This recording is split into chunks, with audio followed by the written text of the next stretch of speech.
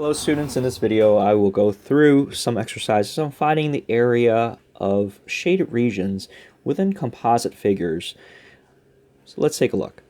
So in this diagram I have a rectangle and a triangle, and the triangle is embedded inside of the rectangle in some orientation. I don't know where the triangle is with respect to the different edges, but it's somewhere inside of it. And I'm told some dimensions of the triangle. So regardless of where the triangle is located, the area of the shaded region will be no different. So all I got to do, okay, and this is actually going to be the main strategy here, is find the area of the outer larger shape and subtract it by the smaller inner shape. So the area of the rectangle will be 4 times 3. And the area of the triangle will be 1/2 base times height. Base times height, which is 1 times 2. And if I go through with the simplification here, I can see that 4 times 3 is 12. 1/2 of 2 is 1. So the overall area is going to be 11. And the unit that I am working with here is feet squared. So it's 11 feet squared. Moving on. I have a composite figure here. It looks like a track, a racetrack. So the overall diameter of the large semicircle is 1. The diameter of the small semicircle is 1/2. So therefore, I can figure out the area of the large circle by using capital R is equal to 1/2, because half of 1 is 1/2. And the smaller circle will have a radius of 1/4. So the area of the larger semicircle, or the two semicircles put together that makes one full circle, will be pi times 1/2 squared, plus the area of the rectangle in between will be 2 times 1.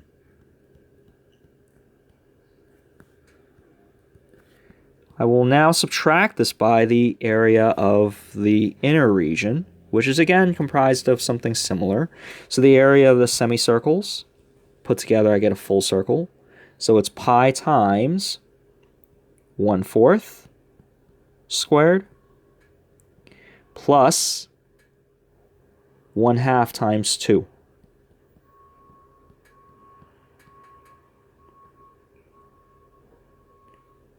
Put this all together, I get pi over 4 plus 2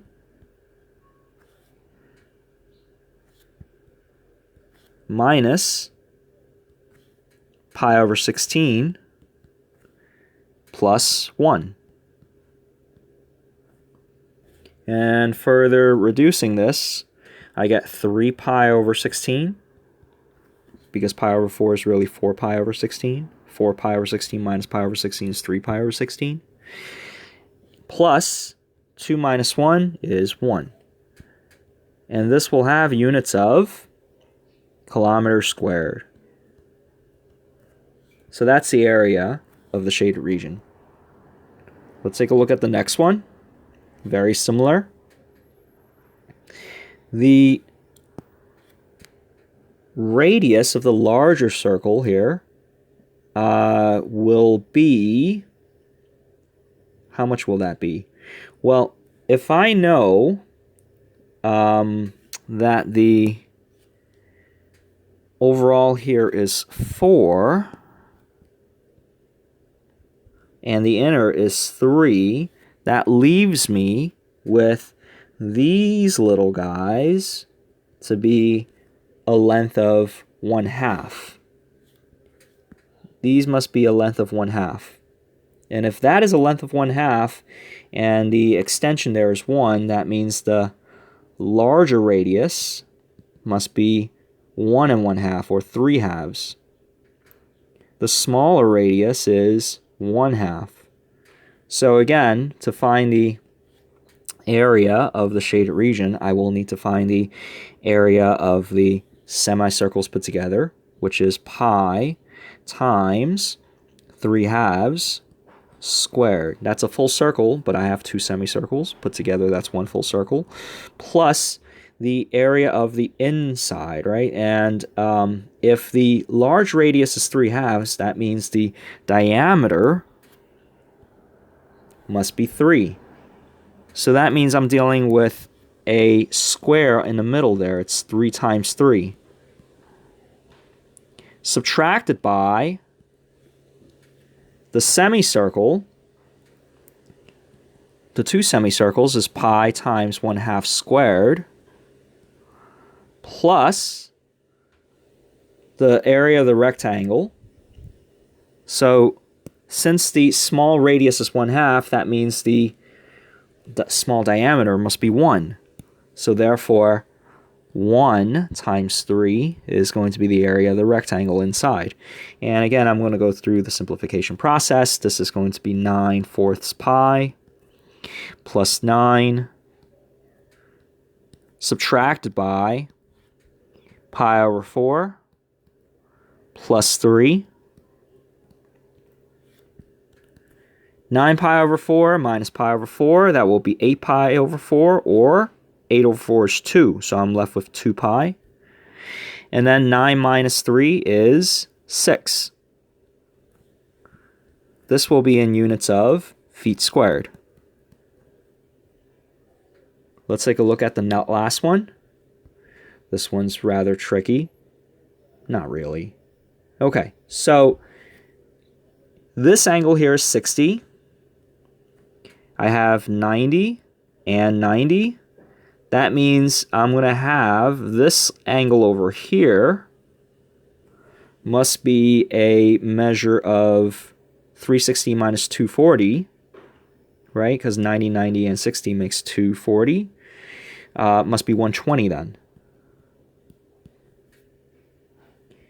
And over here, if this is 30, 90, 90, it's 210. That means this angle over here, 360 minus 210, must be 150. Okay, and this guy here must be 90. All right.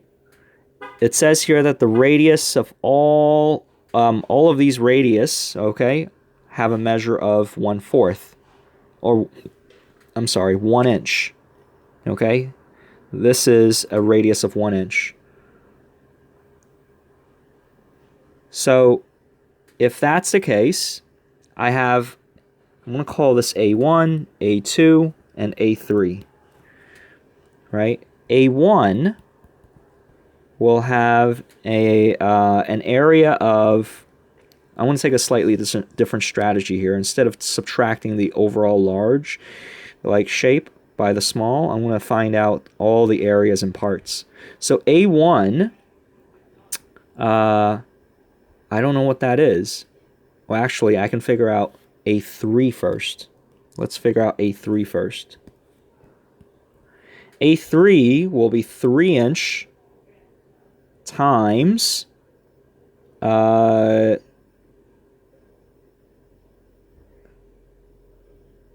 will be 3 inch times 1 inch, because the radius here is equal to 1, right? So the A3 is equal to 3. A2 will be 6 inch times 1.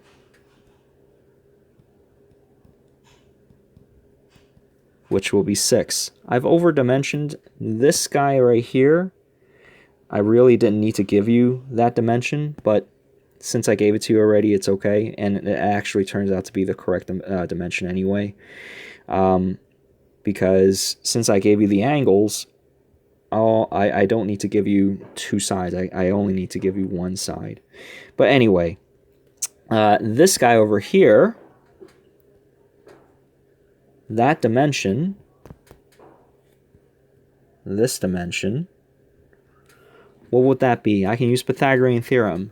Rather than using sine, cosine, tangent, I can use Pythagorean theorem, and that would be 18 minus 9. I'm sorry, 36 minus 9 right? Which will be 27. 27 is really 3 radical 3. So A1 will be 3 radical 3 times 1, which is 3 radical 3. All right. So each of these are sectors, right? So the area of the sector, I want to call this A4, A5, and A6. So A4 will be, well, if you recall what the area of a sector formula was, it was 1/2 theta r squared, where theta is in radians. So this is going to be 1/2 times 120 degrees, which is 120 pi over 180, right? That's how I convert from degree to radians. And r is equal to 1, so it's just times 1, okay? And A5 will be 1/2 150 pi over 180. And A6 will be 1/2 90 pi over 180. So what will this turn into? 120 pi over 2 times 180 is the same thing as pi over 3.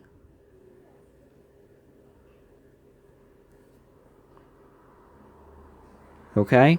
This guy over here is the same thing as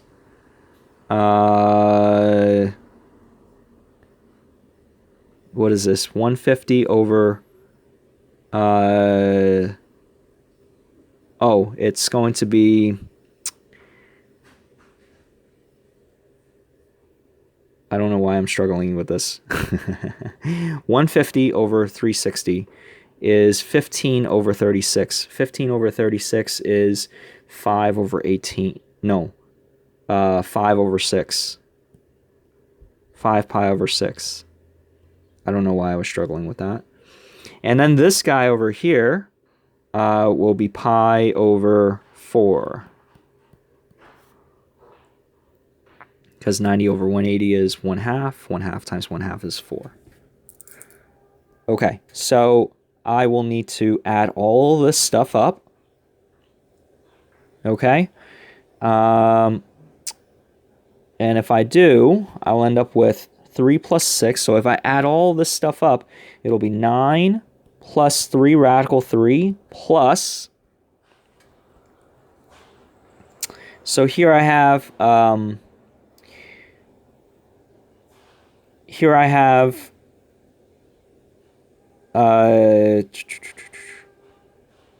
sorry, this guy right here, because I'm staring at this, this is not right. This is not 5 pi over 6.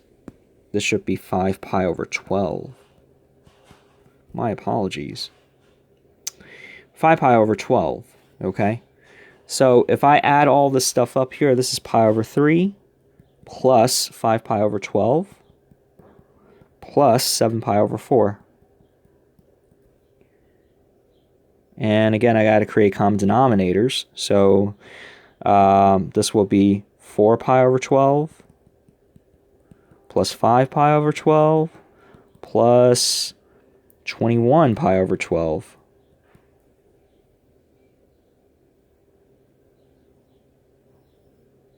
Wait, this is pi over 4. What am I doing?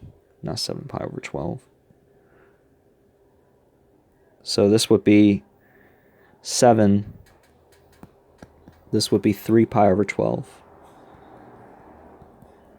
And if I add them all up together, I will get 12 pi over 12, which is going to be pi.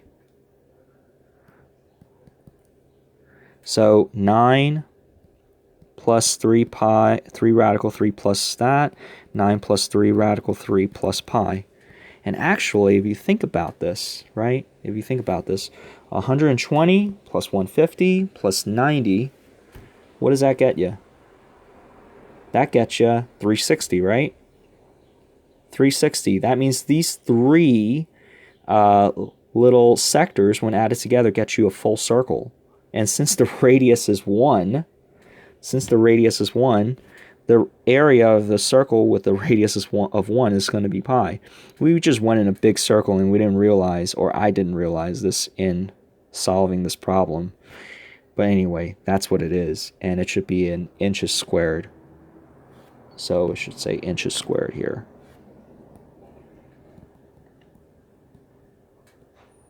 And that's the answer.